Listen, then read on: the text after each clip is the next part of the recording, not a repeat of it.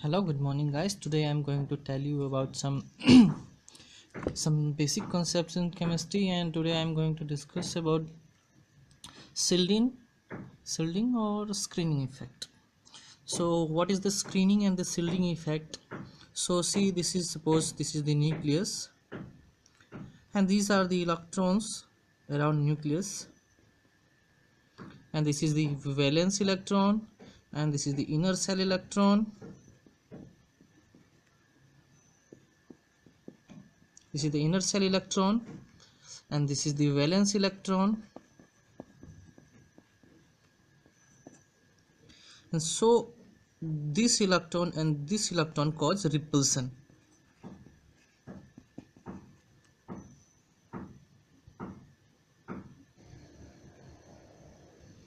So these electron and this electron cause repulsion, and this nucleus and this cause attraction, and this is the nucleus. So the thing is, this is repulsion and this is attraction. So there is more electrons between the valence electron and the nucleus. So what is the screening effect? The decrease in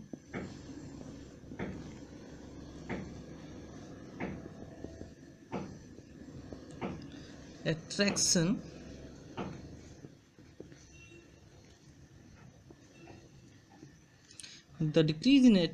between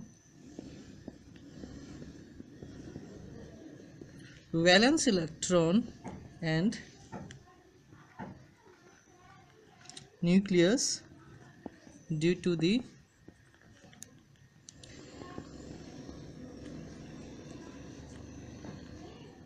inner shell electron.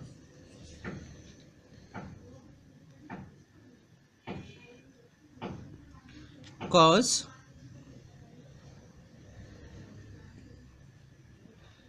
valence shell electron to bound loosely, and this is known as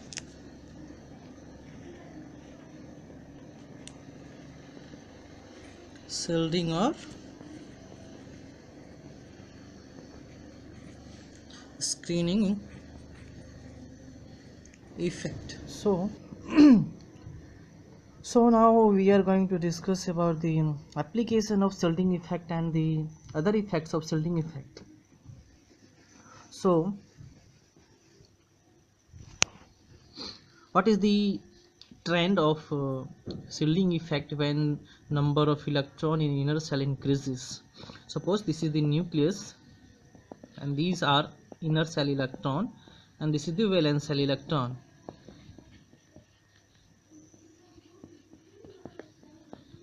And this is the inner shell electron.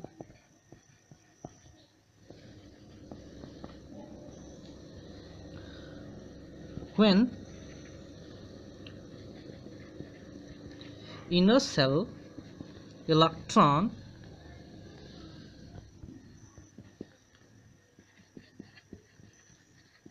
increases, the magnitude of screening effect also increases, because see, when the number of inner shell electron is going to increase, then what will happen? The attraction between nucleus and the valence shell electron will decrease as inner shell electron increases. So what will happen? There will be very less interaction between the nucleus and this valence shell electron. So valence shell electron will be very loosely bound because of the more magnitude of the screening effect. So we can easily knock this electron out. And so what will be the effect as we going down in our periodic table from up to down. So the inner cell is increases, inner cell electron.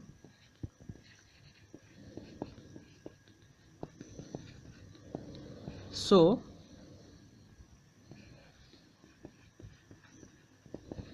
screening effect will also increase when we are going from here to here in our periodic table from left to right. What will happen? For this I have to tell you one another concept. So now I'm going to discuss about the penetration power of the orbital, or you can say the type of orbital occupied by the electrons. We having s orbital, p orbital, d orbital, and the f orbital. The shape of s will be like this, s will be like this, d may be double dumbbell, and f will be more dumbbells, 8 dumbbells. That will be it for 8-fold axis. So we can, that is 3D, so we cannot draw here. So see, the penetration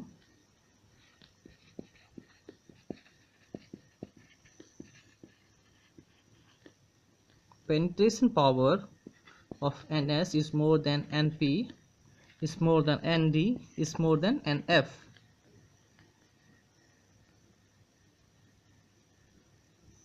So what will happen?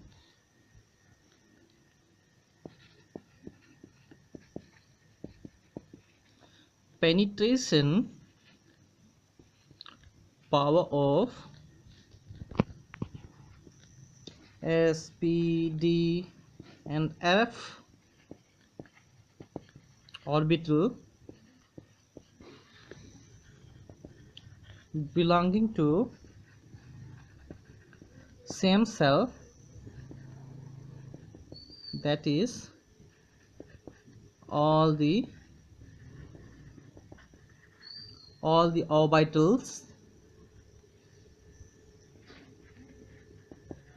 having the same value of n.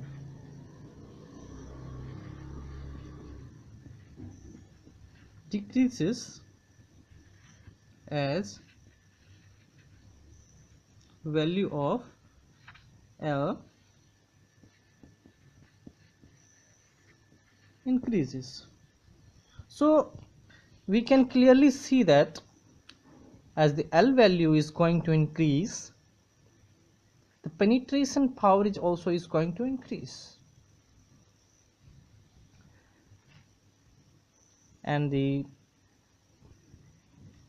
screening effect is also going to the screening effect of ns orbital, and you can say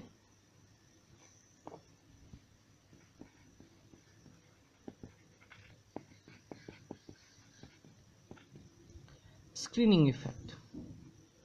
So the screening effect of ns orbital will be more as compared to the np and nd and nf. So this is the trend of the decreasing order of the screening effect. So this is the concept in the orbitals, in the case of orbitals where the shielding effect is going to take place. Now I am going to tell you for the for the same cell, for same cell electrons, or the s electron are more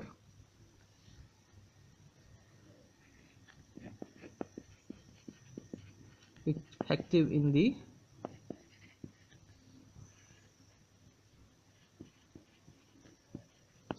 screening the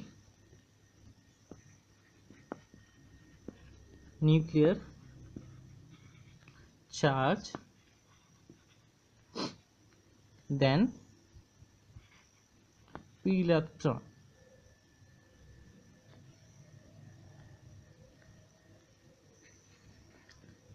an electron present in nth orbital is more effectively screened by the electron in the n-1 orbital. So you can see these are the main things in the screening effect or shielding effect you can see here. And in the short I will tell you the more the application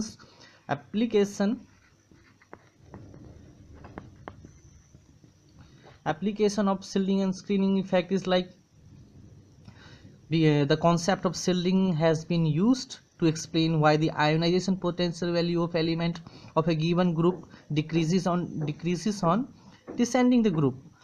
As we are going down to group, the ionization energy will decreases, because when we are moving from up to down to group, what will happen? The inner cell electron is going to increase, so there will be more screening, and as screening is going to increase, so we can easily remove the valence shell electron, because the attraction energy between the nucleus and the valence shell electron will also decreases as the inner cell electron increases.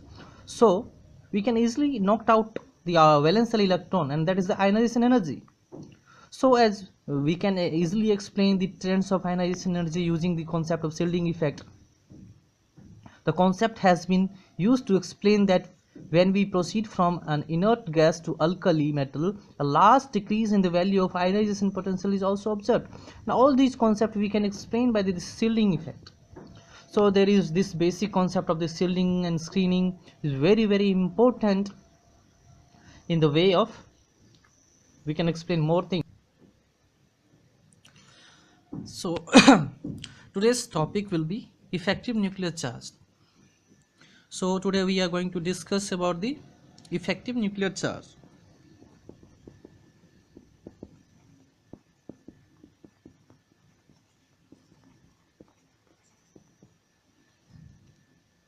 Effective nuclear charge. So what is the effective nuclear charge? According to Slater, effective nuclear charge is represented by this G star or Z star, you can say. This is the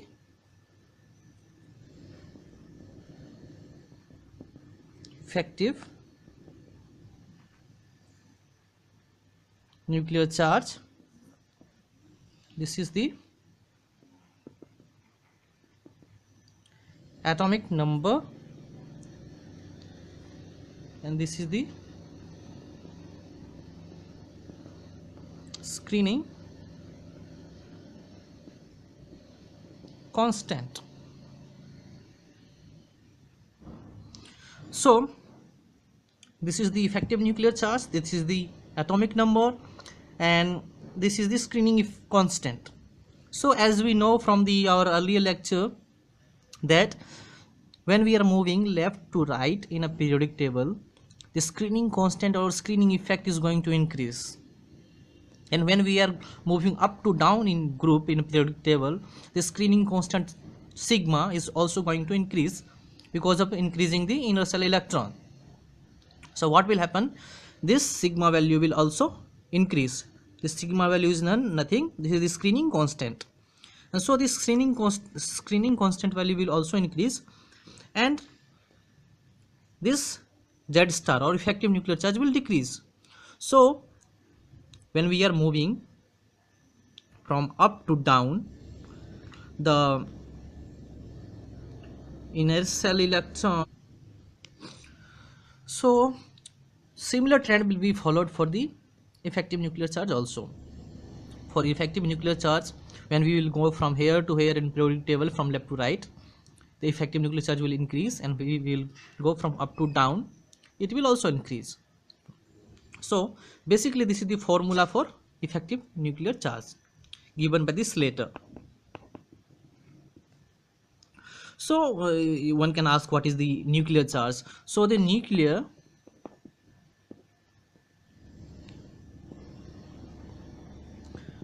charge is the charge on the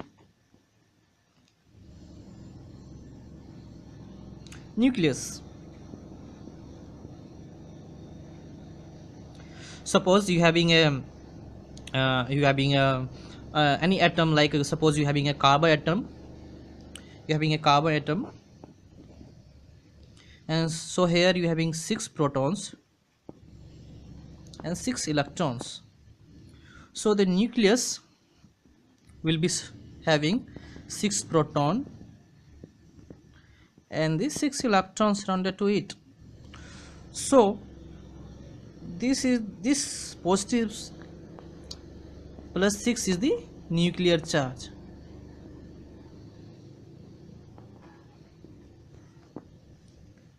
and this is the electronic charge, electron cloud. And the charge on the nucleus, positive charge on the nucleus plus 6 is the nuclear charge. So what is the effective nuclear charge? The effective nuclear charge is the charge on nucleus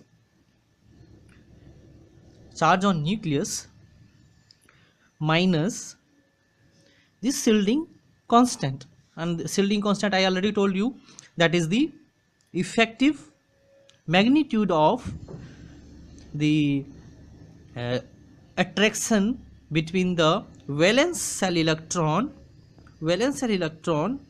and the nucleus, and that is the screening constant. And when you are going to minus the nuclear this atomic number from the screening constant, you will get effective nuclear charge, and this is the effective nuclear charge. So now you can understand what is the this effective. So now you understood what is the effective nuclear charge. Now I am going to tell you about the application of effective nuclear charge. As you know from the beginning of the chemistry, the 4s orbital is filled before 3d orbital. Why this is so? So to explain this concept, what I will do, I will take one example and I will show you. For that I will take the potassium. For potassium, the Z value, atomic number is 19, and the configuration will be 1s2, 2s2 and 2p6, 3s2, 3p6 and 4s1. This is the exact configuration for the potassium, as we know from the basic. And suppose we will tell you, one can say we can took as 1s2, 2s2, 2p6, 3s2, 3p6 and 3d1 also you can take, and this is incorrect, we know. So now I am going to prove that this one is correct and this one is incorrect. How we will prove that? To prove that one, what we will do, for this 4s electron, we will find Z star, and that Z star is 2.0 according to Slater. And for this 3d1, the Z star have been calculated as 1. So here you can see for 4s the Z star is 2.0 and for 3d1 Z star is 1 only.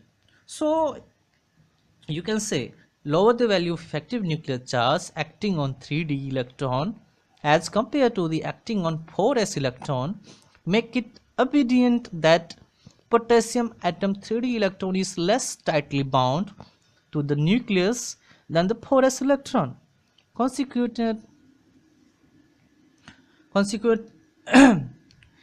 consequent the additional electron in potassium atom prefers to the enter to 4s orbital than 3d orbital. So now it's clear why electron enters to 4s only, why not to 3d, because of this effective nuclear charge.